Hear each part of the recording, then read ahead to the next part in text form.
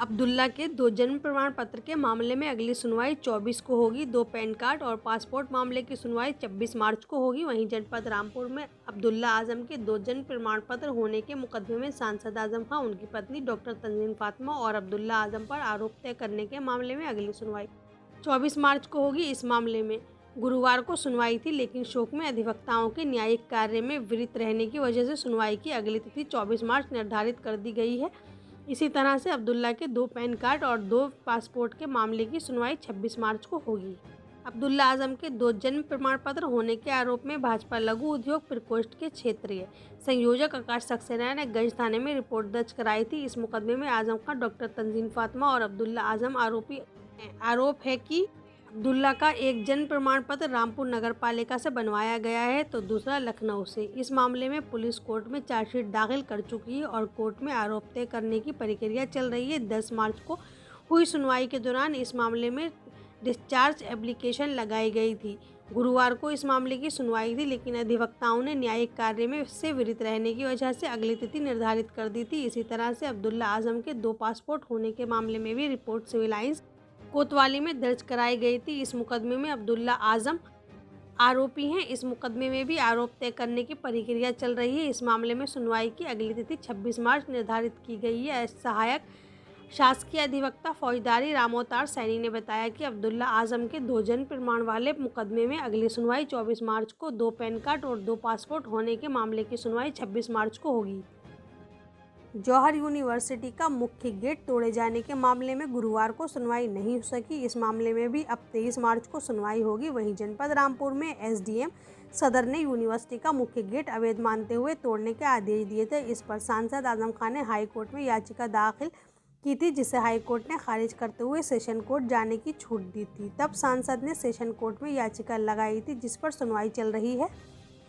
गुरुवार को भी सुनवाई होनी थी, लेकिन अधिवक्ता एसके पाठक की पत्नी और अधिवक्ता रमेश पाठक की माता के निधन होने पर शोक में वकीलों ने न्यायिक कार्य नहीं किया, जिसके चलते सुनवाई नहीं हो सकी। सहायक जिला शासकीय अधिवक्ता राजीव अग्रवाल ने बताया कि अब 23 मार्च को सुनवाई होगी। निकायों के अधिशासी अधिकारी अब अपने फ़ोन बंद नहीं रख सकेंगे। इसके लिए शासन ने अधिशासी अधिकारियों को सीयूजी नंबर आवंटित कर दिए हैं। वहीं जनपद रामपुर में शासन ने सभी ईओ को एक कर्मचारी को नामित करते हुए आवंटित नंबर प्राप्त करने के निर्देश जारी कर दिए हैं। शहरी क्षेत्रों के विकास एवं जन सुविधाएं उपलब्ध कराने में निकायों की अहम भूमिका होती है, फिर चाहे स्वच्छ पेयजल की आपूर्ति की बात हो या फिर स्ट्रीट लाइट, सड़कें साफ सफाई इत्यादि कार्य हों।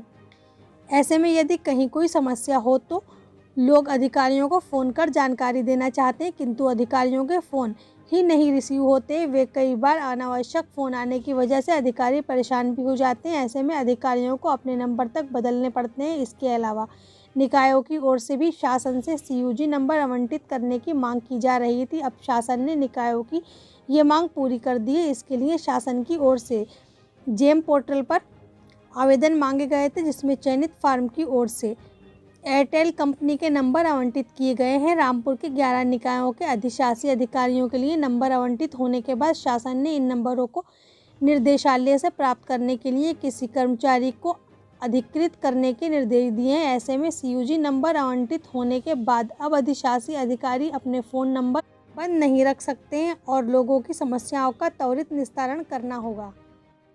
पंचायतों में नए सिरे से आरक्षण की प्रक्रिया शुरू। वहीं जनपद रामपुर में पंचायतों में आरक्षण की प्रक्रिया नए सिरे से शुरू कर दी गई। हालांकि जिला पंचायत अध्यक्ष का पद शासन से सामान्य श्रेणी के लिए घोषित हो चुका है, जबकि ब्लॉक प्रमुख, ग्राम प्रधानों, बीडीसी और जिला पंचायत सदस्यों के आरक्षण की प्रक्रिया चल रही है। पंचायतों के आरक्षण की प्रक्रिया लगभग पूरी हो चुकी है, लेकिन हाईकोर्ट ने उस प्रक्रिया पर रोक लगा दी है और दोबारा आरक्षण करने के आदेश दिए। इस बार शासन ने दोबारा आरक्षण करने के आदेश जारी किए हैं। जिला पंचायत राज्याधिकारी वीरेंद्र कुमार ने बताया कि अब वर्ष 2015 के आरक्षण की स्थिति को देखते हुए आरक्षण किया जाना है। 18 मार्च से 19 मार्च तक जिलाधिकारी द्वारा आरक्षण का प्रस्ताव तैयार किया जाएगा। इसके बाद 20 से 22 मार्च तक सूची प्रकाशित की जाएगी। 23 मार्च तक आपत्तियां ली जाएंगी, जबकि 24 से 25 मार्च तक सभी आपत्तियां जिला पंचायत राज अधिकारी कार्यालय में एकत्रित कर निस्तारण किया जाएगा और अंतिम सूची जारी की जाएगी। इसके बाद 26 मार्च को अंतिम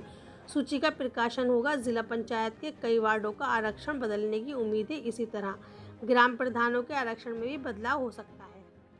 पुलिस लाइन में एसपी ने ली परेड की सलामी। वहीं जनपद रामपुर में पुलिस अधीक्षक ने पुलिस लाइन में परेड की सलामी ली। इससे पहले परेड का निरीक्षण किया। साथ ही पुलिस कर्मियों की बैरक आदि का निरीक्षण कर मिली कमियों को सुधार की नसीहत दी। पुलिस लाइन में पुलिस कर्मियों के प्रशिक्षण दिया जा रहा है। कई जनपदों में भर्ती कर ट्रेनिंग के लिए रामपुर भेजे गए हैं। हर शुक्रवार को पुलिस कर्मियों की परेड भी कराई जाती है। पुलिस अधीक्षक शगुन गौतम तड़के पुलिस लाइन पहुंचे और परेड की सलामी ली। इससे पहले परेड का निरीक्षण किया गया।